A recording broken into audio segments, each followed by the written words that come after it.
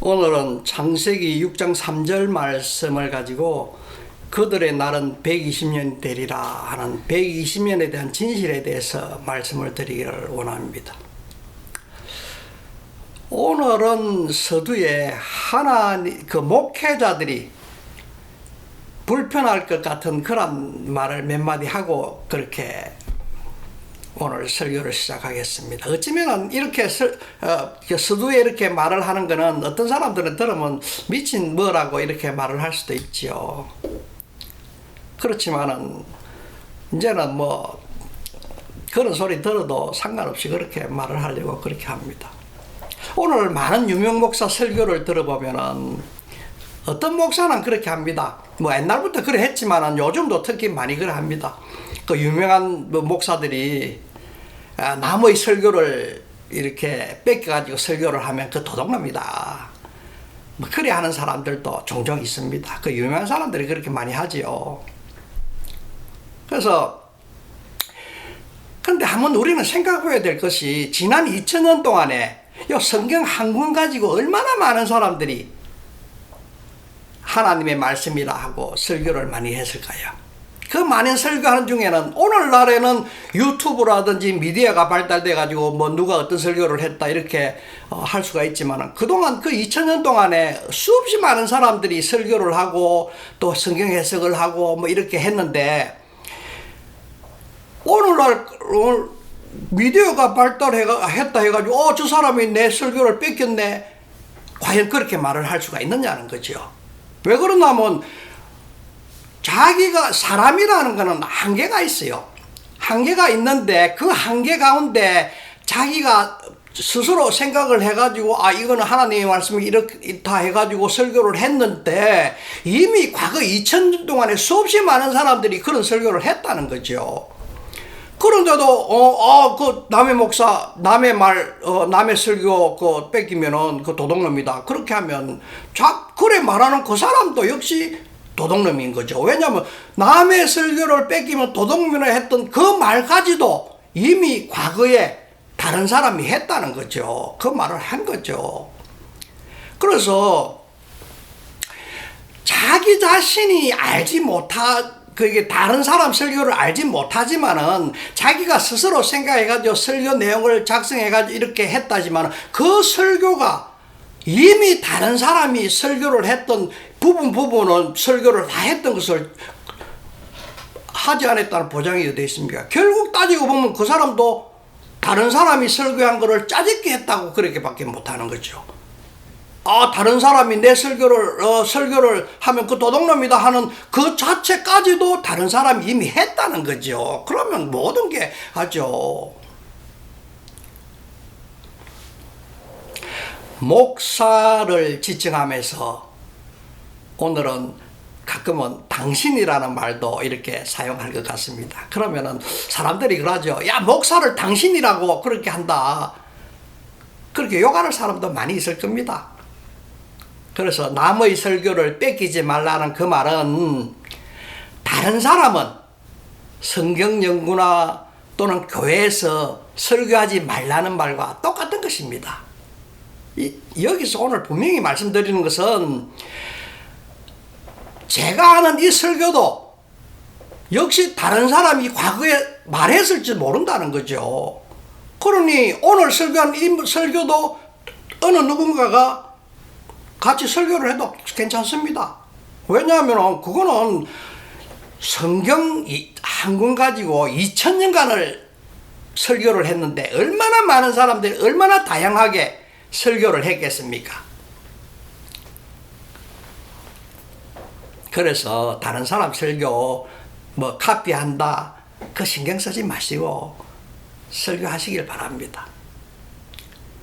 그 요즘은 제가 이제 이 설교하는 것이 과거 한 2000년도 초반에 설교했던 내용들을 이렇게 추려가지고 설교를 지금 하고 있습니다. 왜냐하면은 과거에는 미디어가 발달되어 있지 않기 때문에 그 뭐 테이프나 이런 것도 만들지도 않았고 또 CD 같은 것도 만들지도 않았지만은 이제는 유튜브에 올려놓으면은 제가 죽어도 평생 그 유튜브에서 돌아다니기 때문에 그래서 유튜브에 영상을 제작하게 되는 것입니다. 그런 걸 감안하시고 들으시면 좋겠습니다. 며칠 전에 이 전직 미국 대통령이라는 사람이 저 인터뷰하는 것을 제가 들었습니다. 그 오바마 전직 대통령인데 외계인이나 그 사람이 인터뷰에서 하는 말이 외계인이나 외계 비행체를 직접 눈으로는 보지 못했지만은 많은 보고서들을 자기가 듣고 종합적으로 판단해서는 외계인, 그러니까 외계적 생명체는 현존한다, 존재한다 이렇게 말했습니다. 이 말 때문에 앞으로 종교계, 특히 기독교에서는 굉장히 많은 분란이 일어날 것 같습니다. 이 말 때문에 앞으로는 직업으로 목사를 선택한 그런 목사들은 밥통 지키기가 굉장히 어려울 것 같습니다. 어쩌면은 그 밥통을 지키기 위해서 더 그 사람들은 똘똘 뭉치는 결과가 될 수도 있을 것 같습니다.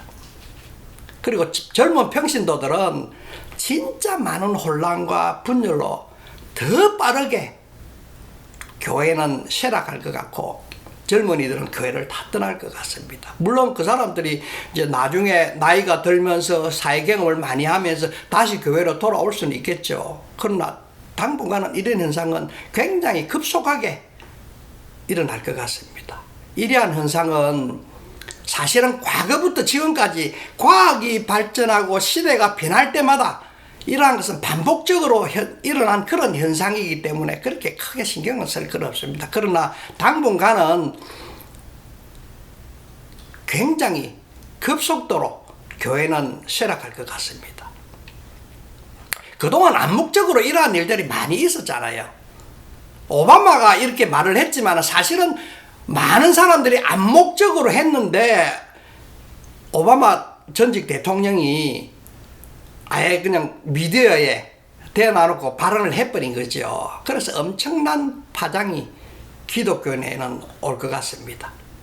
그렇게 되면은 사람들은 철학에 더 관심을 가지고 불교나 인도 종교나 이런 마음 수행에 관한 그런 데 관심을 더 가질 것 같습니다. 왜냐하면 현대인은 굉장히 스트레스를 많이 받잖아요.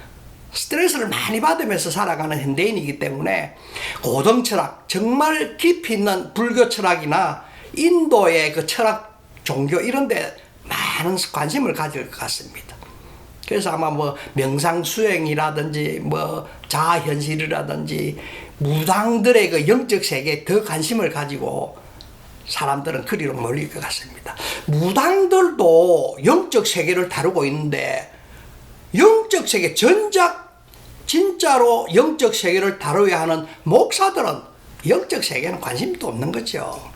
쉽게 말해서 사람들은 죽음 이후의 세계에는 관심이 없다는 것이죠. 교회는 이미 사실상 노인정으로 변해가고 있잖아요. 일부 문제를 많이 일으키는 그런 목사들을 보면은 답은 이미 정해져 있는 것이죠. 이러한 일들은 본질에서 목사의 타락으로부터 시작되기 때문에 사회로부터 인정받고 대우받는 안정된 그런 직업으로 생각하면서 시작했던 그 목회라는 직업이라면은 제발 그만두길 바랍니다. 그리고 거듭난 성도가 목회자의 길로 가줬으면 좋겠습니다. 직업으로의 목사가 아니고.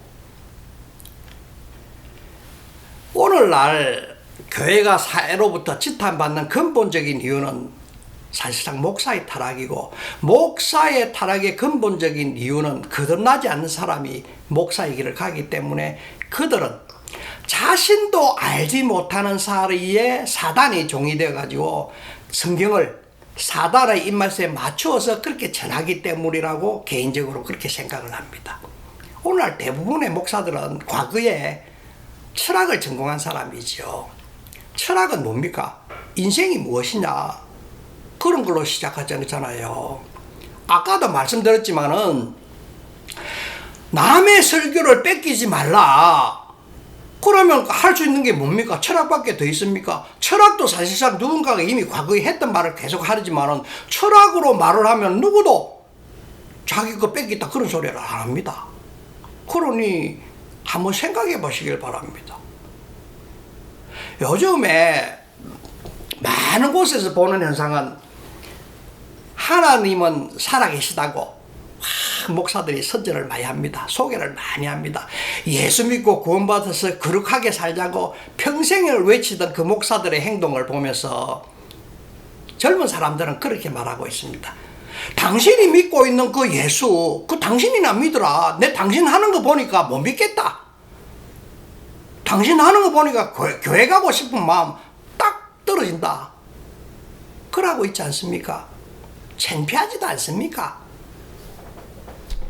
제가 이렇게 요즘 서두에 이렇게 조금씩 이렇게 말을 하는 이유는 어떤 사람은 아마 그렇게 생각할 수 있습니다. 왜 목사가 자꾸만 말씀만 전하면 되지 왜 기독교에 잘못된 거 그런 거를 갖다가 이야기하냐. 그거 안 했으면 좋겠다 그러는 사람도 있습니다. 그러나 현재 어떤 일이 벌어지고 있는가를 알아야만이 변화할 수가 있죠. 바뀔 수가 있는 겁니다.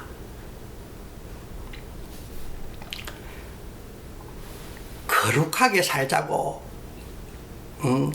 강대상에서 그렇게 말하는 그 사람들이 하는 행동이 동네 깡패보다도 못한 그런 일을 하고 있다면은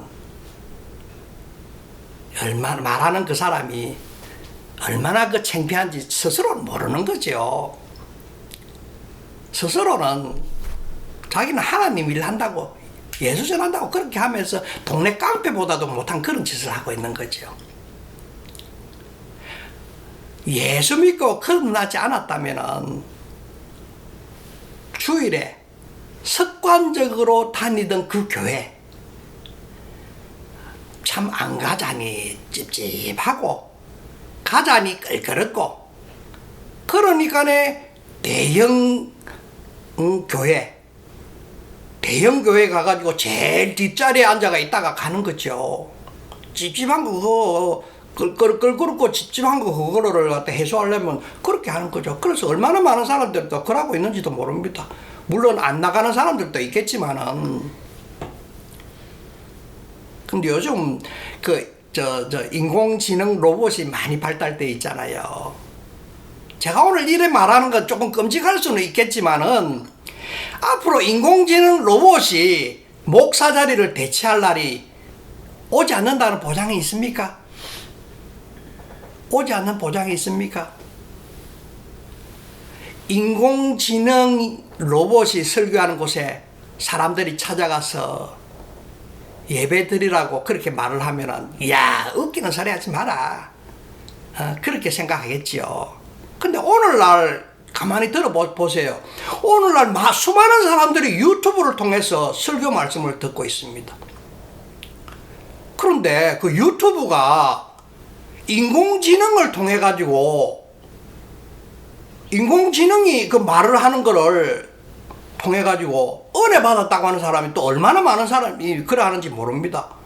유튜브가 목사들이 직접 나오고 하는 것도 많이 있지만은 인공지능을 통해 가지고 그 설교를 만들어내잖아요.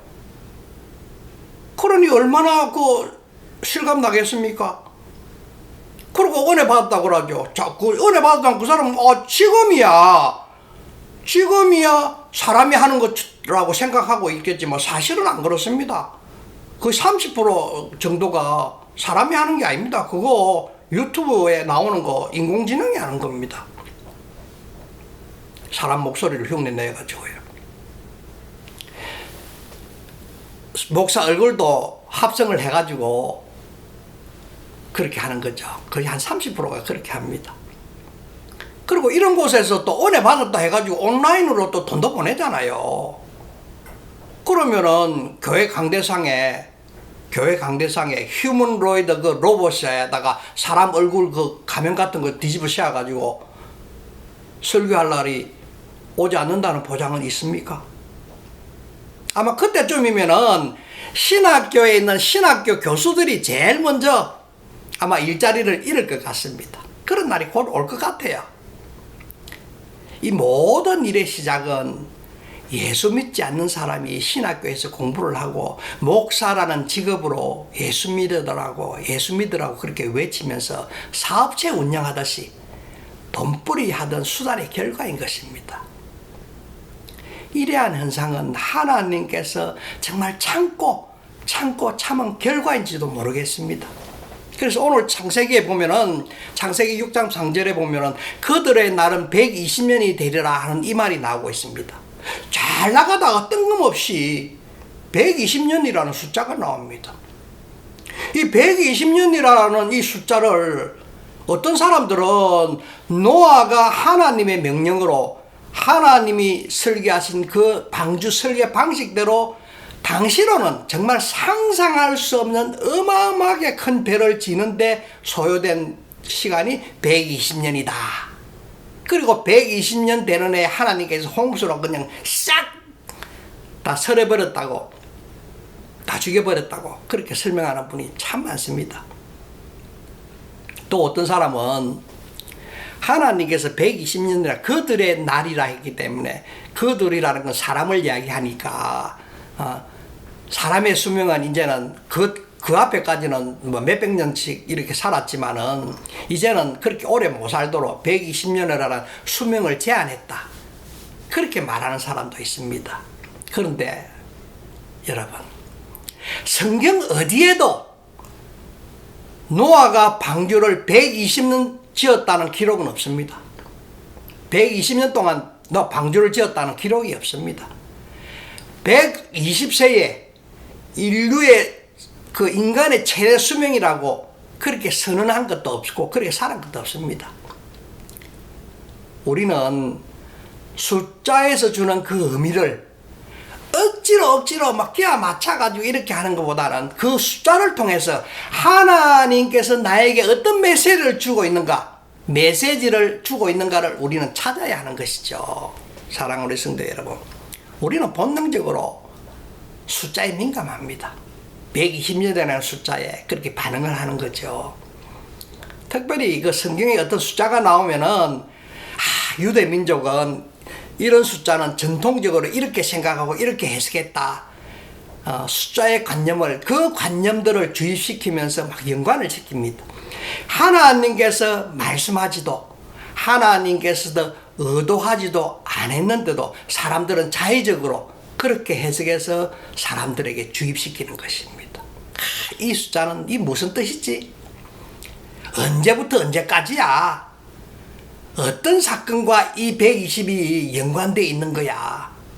그렇게 하면서 막 머리를 굴리는 거죠. 그래서 창세기 6장 3절에도 역시 그들의 날이 120년이 되리라 이랬습니다.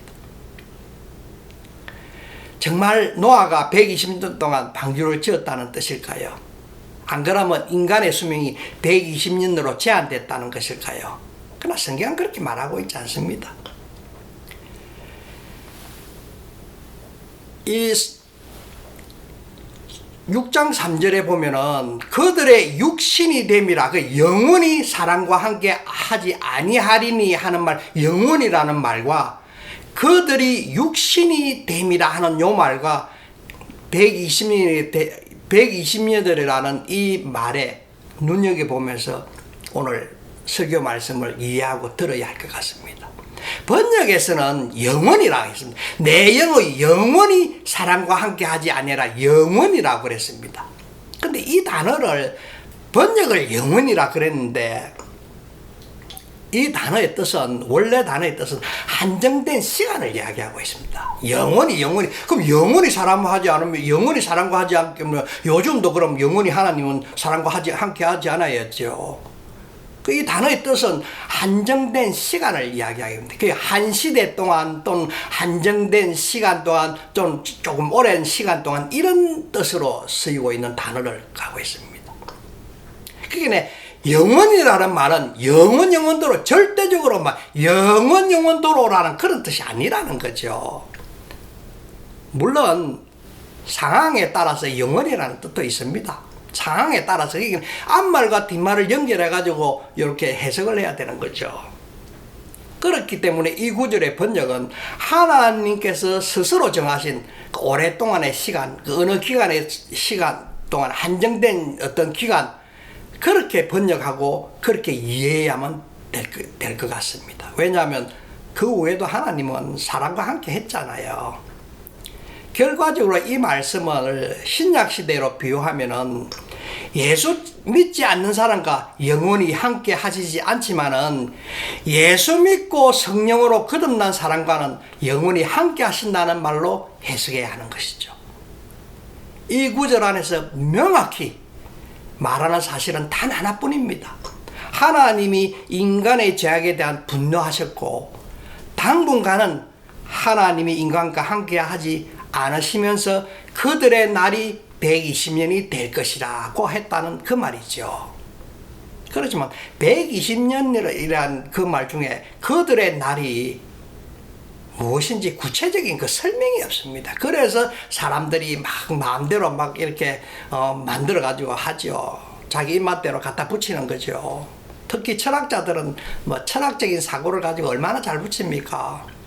오늘날 한국의 유명한 목사들 1970년대부터 쭉 있었던 그 목사들 대부분은 철학가 출신들입니다. 철학은 하면 사고가 깊으시잖아요. 이 말씀은 하나님의 결정인 것이죠. 그들의 날. 구체적인 설명은 없지만 하나님의 결정인 것입니다. 그래서 그 대상이 개인인지 인류 전체인지 어떤 수명의 제한인지 심판의 유예 기간인지 하나님께서 사람과 단절하시는 그 기간인지 본문만으로는 정말 설명하기가 어렵습니다. 그리고 단정하기도 어렵고요. 만일에 그들의 날을 홍수 기간까지 120년이라고 만약 주장을 한다면 하나님이 홍수를 경고하시고 심판을 유예하는 기간이 120년이라는 그런 명확한 성경적인 증거가 없습니다. 오히려 창세기 5장 32절이나 7장 6절에 보면 노아는 500세의 아들을 낳고 600세의 홍수가 났습니다. 이것을 근거로 방주를 100년 동안 지었다라고 해석할 수 있습니다. 그러나 120년이라는 숫자는 방주 제작 기간과는 정확히 연결되지는 않습니다. 노아가 방주를 120년 동안 지었다. 그런 집 없다는 거죠. 창세기 5장 32절에 보면 노아는 500세가 되었을 때 셈, 함, 야벳을 낳았더라 이랬습니다. 그때는 이미 노아가 500세까지 살았잖아요.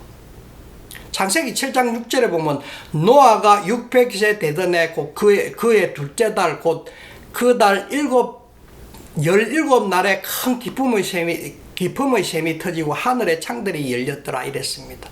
이 두 구절을 종합하면은 노아가 500세의 아들을 낳고 600세의 홍수가 시작되었기 때문에 방주의 그 기간은 준비 기간은 100년이라고 볼 수 있는 거죠. 그리고 노아가 방주를 짓는 동안에 사람들에게 조롱과 비웃음을 당했다고 그렇게 사람들은 주장하지만은 성경에 직접적인 언급도 없습니다.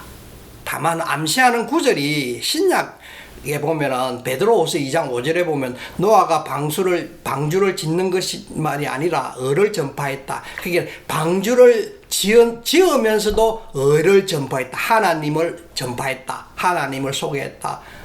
그렇게 기록되어 있습니다. 그리고 마태복음 24장 37절로 39절에 보면 예수님의 언급이 또 있습니다. 노아의 경고를 무시하고 일상생활에만 몰두했다는 점을 예수님은 강조를 한 거죠.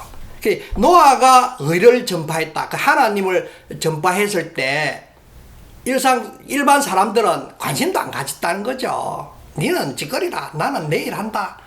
오늘날하고 같은 거죠. 사실 노아 시대만 그런 게 아니라 그 이후에 지금까지도 똑같은 것입니다. 사람들은 예수 믿어야 됩니다. 천국에 가야 됩니다. 지옥에 가면 안 됩니다. 천국과 지옥은 있습니다. 막 이렇게 해도 니는 띠극짓거리라. 나는 내일 한다. 목사들 하는 거 보니까 천국이 있을 것 같지도 않다. 니나 가라. 뭐 그러고 있는 거죠. 그래서 유추 해석할 수는 있습니다. 직접적으로 그 당시 사람들이 조롱과 핍박했다 하는 구절은 없습니다. 그냥 유추 해석으로 그랬을 것이다입니다.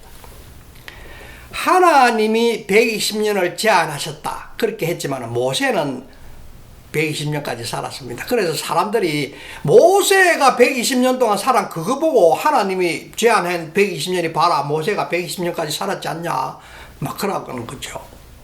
그러나 셈은 600살까지 살고 아르박삭은 438년까지 살고 에벨은 464살까지 살고 나홀은 148까지 살았습니다. 그리고 아브라함은 175까지 살고요. 이삭은 180살까지 살고 야곱은 147살이 살고 요셉은 110살까지 살았습니다. 모두가 이 120살 대부분 넘겼겠죠. 그리고 요새도 120살 넘긴 사람들이 많이 있습니다. 그래서 결론적으로는 하나님이 모든 사람의 수명을 120살로 제한하셨다라고 해석한다면 그거는 틀린 해석이죠. 왜냐하면 그러면 하나님의 말씀이 틀린 게 되니까. 물론 이런 것이 있습니다. 수명에 줄어드는 그 패턴은 일정한 패턴은 분명히 존재하는 건 사실입니다. 그러나 줄어드는 그 패턴을 가지고 하나님의 말씀이 점진적으로 이루어졌다. 그렇게 주장할 수는 없는 거죠. 하나님의 말씀을 하면 그때부터 실시가 되는데 점진적으로 줄어든 그거를 가지고 하나님의 말씀에 적용해서 사용할 수 없는 것이죠. 사실이 없는 데에서 의미를 만들어내는 것은 그건 해석이 아니라 추측인 것입니다. 추측. 그리고 추측은 때로 말씀에 대한 불신으로 이어진다는 사실을 기억해야만 합니다.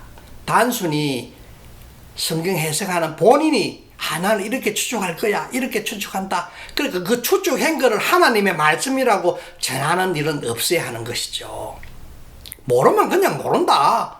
이거는 하나님이 정하신 때니까 난 잘 모르겠다. 나중에 내가 천국 가면 하나님께 내가 물어볼게. 그렇게 하면 되는 거죠.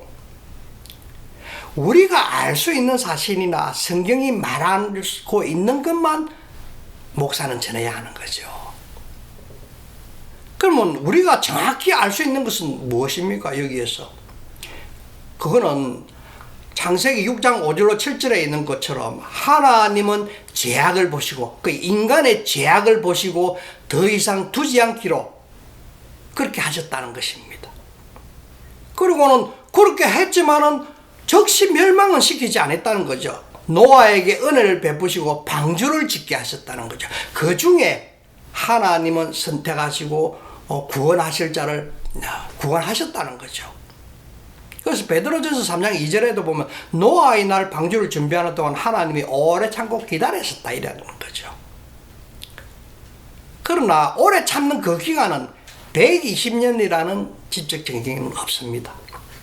그렇기 때문에 이 구절은 노아가 방주를 120년 동안 지었다라는 문자적 시간표를 말하는 것이 아니라 하나님의 심판에 대한 선언과 동시에 오래 참으심의 표현으로 이해하는 것이 더 적절한 것이죠. 120년이라는 그 기간을 딱 이야기하는 것이 아니라 하나님은 이만큼 120년이라는 기나긴 세월 동안 하나님은 참으신다. 그런 참는 그에 대한 걸로 해석해야 됩니다.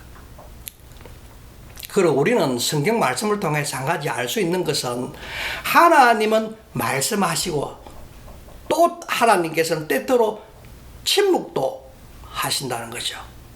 사랑하는 성도 여러분, 하나님은 말씀하시는 분이시면서도 침묵하시는 방식도 하나님 자신의 뜻을 드러내신다는 겁니다.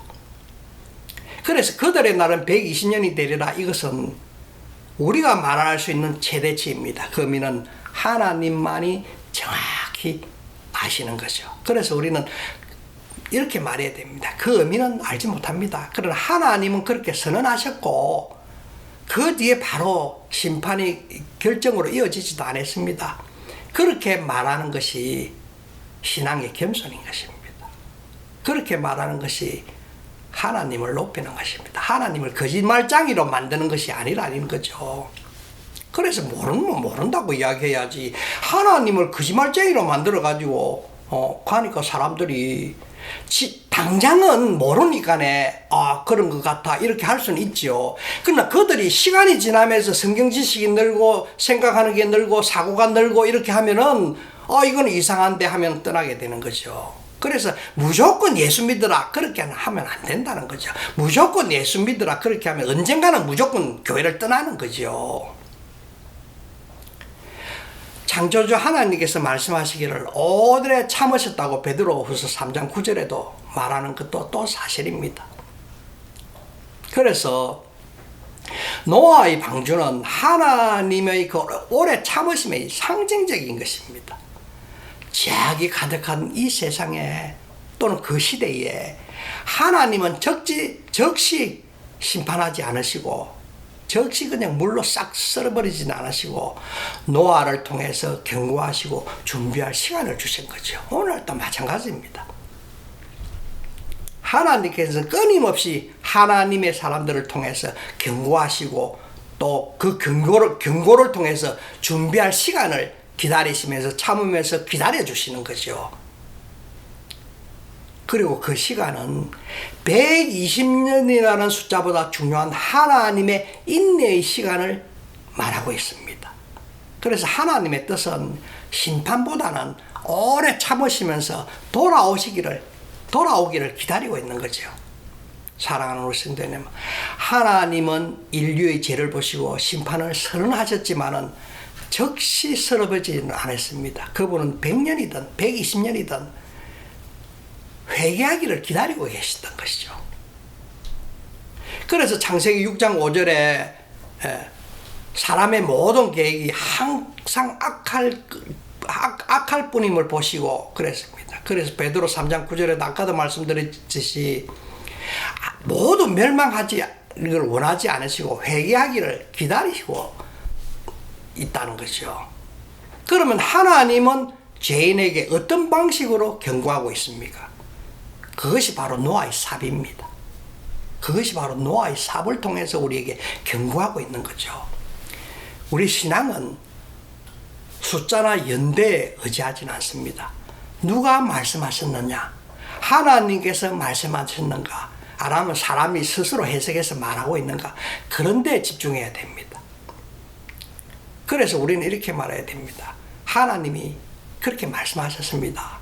그러나 하나님께서 말씀하신 그 의미는 다 깨달을 수가 없습니다. 그래서 우리는 그 말씀이 멈춘 그 시점에서 멈출 줄 아는 그런 신앙을 배워야 합니다. 그 절제할 줄 알아야 된다는 거죠.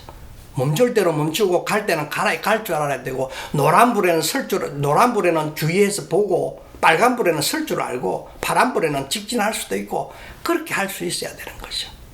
분명히 드러난 하나님의 성품은 죄에 대한 심판과 그보다 더 크고 오래 참으심의 그 신뢰인 것입니다. 우리는 성경에 없는 말을 하나님의 말씀이라고 그렇게 말하는 건 너무나 쉽게 그렇게 말하고 있습니다. 하나님의 말씀은 이거야 이렇게 하나님의 말씀은 이걸 것이야 이렇게도 말하고 하나님의 뜻은 이거야 그렇게 하면서 사람들을 막 조집니다.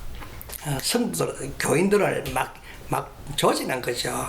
그래가지고는 막 교인들을 막 진을 빼버립니다. 우리들이 교회 다니면서 하나님을 믿는 그 예수 믿는 진짜 믿음은 하나님의 말씀 앞에 침묵할 줄도 아는 것이 바로 믿음입니다. 그리고 하나님의 말씀 앞에 멈출 줄도 아는 것이 바로 겸손인 거죠. 내 주장대로 그냥 막 밀고 나가는 게 그게 믿음이 아닙니다. 얼마나 많은 사람들이 기도를 통해 가지고 하나님을 갖다가 이용하는지 모릅니다. 그 기도라는 정말 자기가 믿는 그 자기가 스스로 만든 그 하나님이라는 이름의 우상 앞에 스스로 그냥 어떤 기도를 통해 스스로 위안을 받으려고 하는 거죠. 그 믿는 믿음이 아닙니다. 그거는. 그리고 한 가지 분명히 알아야 되는 것은 심판날에 노아 시대의 노아의 방주는 하나님이 주신 유일한 구원의 길입니다. 그런데 오늘날 우리에게 주신 유일한 구원의 길은 예수 그리스도가 바로 구원의 방주인 것입니다. 심판의 그날에 방주의 문은 하나님이 닫으셨던 것처럼 지금은 여전히 복음의 문이 열려 있는 것은 사실입니다. 그러나 이 복음의 문이 열려 있다 이가 영원히 열려 있는 건 아니라는 거죠. 그래서 하나님의 엄중한 경고를 우리는 새겨 들어야 할 줄 알아야 되고 새겨 들어야만 할 것입니다. 사랑하는 우리 성도 여러분, 우리는 더 이상 120년이 무엇을 의미하느냐를 따지는 사람이 아니라 하나님의 말씀 그 자체를 믿는 사람이 되어야 합니다. 그분은 지금도 오래 참으십니다. 하지만 그 참으심은 끝이 있습니다. 오늘 지금 우리는 방주에 들어가야 합니다. 방주는 바로 예수 그리스도입니다. 말씀 위에 세워진 믿음입니다. 말씀 앞에 멈출 수 있는 신앙입니다. 그리고 여러분, 아직 문은 닫히지 않았습니다. 노아가 방주에 들어가고 그 문은 하나님이 닫으셨습니다. 우리는 그날이 오기 전에 방주 밖에서 웃고 있을 것이냐, 니나 잘 믿어라 그러면서 웃고 것이냐, 아니면 하나님이 열어주신 그 은혜의 문에 들어갈 것인가, 우리는 스스로 선택해야 됩니다. 하나님은 강제로 너는 구원받을 자니까 너는 믿어야 돼 하고 강제로 그래 안 합니다. 성경에 너는 어떤 짓을 하든 간에 너는 선택된 자야 그런 거 없습니다. 예수 믿어야만이 구원받습니다. 그래서 베드로후서 3장 10절에는 주의 날은 도둑같이 임할 것이다 했습니다. 하나님은 지금도 문을 열어두고 우리를 기다리고 계십니다. 그날이 오기 전에 회개하고 복음을 붙들라고 오늘도 말씀하고 있습니다. 그래서 우리는 그 숫자의 신비보다는 그 말씀을 하신 하나님의 성품과 하나님의 마음을 바라보면서 오늘도 그 앞에 겸손히 엎드리는 저와 여러분이 되어야 되길 하는 것입니다. 오늘을 살아가는 우리는 하나님의 말씀을 100% 이해하고 하나님의 뜻을 알고 전하는 사람은 사실상 아무도 없습니다. 자기가 깨달은 일부분만 이렇게 전하는 거죠. 하나님께서 계시로 알려주는 만큼 우리는 알 수가 있는 것입니다. 우리는 절대로 하나님의 말씀, 하나님의 뜻을 전체는 알 수가 없습니다. 그래서 자세하게 하나님의 말씀 전체를 자세하게 풀어서 전할 수 있는 사람도 없습니다. 일부분만 정확하게 전하는 거죠. 그럼 그 일부분만 정확하게 전하면 되는 것입니다. 전체를 다 전하려고 어거지로 그렇게 애쓸 필요는 없다는 거죠. 그리고 하나님의 말씀을 전하는 사람은 특별한 용기가 필요합니다. 자신이 말씀 가운데 깨달지 못한 부분은 전하지 않던지 내 이 부분은 잘 모르겠다. 그럼 내가 깨달으면 전해주겠다. 그러고 자기가 깨달은 부분만 전하면 되는 거죠. 그런 용기가 정말 필요합니다. 사랑하는 우리 성도 여러분, 진짜 용기란 무엇입니까? 우리 세상에서는 진짜 용기는 뭐냐면은 가장 중요한 것을 위해서 두 번째 중요한 것을 포기할 줄 아는 것이 바로 용기라고 그렇게 말합니다. 물론 이 말을 설명을 하려면 길어지겠죠. 길어지지만 딱 한 줄로 표현하면 그겁니다. 가장 중요한 것을 위해서 두 번째 중요한 것을 포기할 줄 아는 그 용기, 그것을 용기라고 그럽니다. 할 줄 아는 것을 용기라고 그런다는 거죠. 그래서 모르는 것을 모른다고 말하는 그 겸손이 바로 진짜 용기입니다. 하나님께서 우리에게 확실하게 알려준 그 예수 그리스도의 복음을 붙잡는 것이 바로 진짜 믿음입니다. 성경을 읽다가 이해되는 부분이나 이해되는 구절이 나오면은 무조건 믿고 행동하지 마시고, 그리고 자의적으로 해석하고 억지로 맞추지도 마십시오. 그리고 자기가 이렇게 이해되지 않는 부분이 있다 그러면 간절히 도움을 요청하십시오. 성령 하나님께 간절하게 솔직하게 이야기하세요. 하나님, 주님, 나는 아직 이 말씀 잘 모르겠습니다. 그 주님께서 성령으로 깨닫게 해주십시오. 그리고 기다리십시오. 기다리세요. 언제까지? 깨달아질 때까지. 그리고 설교자도 모르는 것을 모른다고 하는 그 용기는 반드시 필요합니다. 그 모르는 것을 모른다고 하는데, 그리고 깨달지 못한 것을 깨달지 못한다고 그러는데 비난할 사람 아무도 없습니다. 저 뭐 실력도 없는 게 뭐 저 회사하면서 그럴 사람도 없습니다. 그래서 우리는 분명한 용기가 필요합니다. 분명히 아는 것은 확실히 붙잡는 믿음, 이것이 우리가 오늘 붙잡아야 할 그런 말씀입니다. 120년이라는 그 설교를 통해 가지고 우리가 붙잡아야 될 것은 모르는 것은 모른다, 아는 것은 안다. 그 하나님의 마음을 뭐 지금도 기다리고 계신다. 그런 것을 붙잡아야 되는 거죠. 그래서 오늘 이 말씀을 통해서 전하고자 하는 것은 하나님께서 말씀하지 않은 것은 하나님의 뜻을 깨달지 못해서 알지 못한다고 말할 수 있는 그 용기로 자의적으로 해석하고 말씀을 전하지 말라는 거죠. 그리고 하나님 이름으로 자의적으로 해석한 것을 하나님 이름으로 포장하지 마시고 하나님께서 말씀하신 것은 단단하게 붙잡는 그것이 참된 경건이고 참된 믿음입니다. 오늘 이 시대에도 노아처럼 방주를 짓는 자, 복음을 전하는 자가 되시기를 주님의 이름으로 부탁을 드립니다. 기도하겠습니다.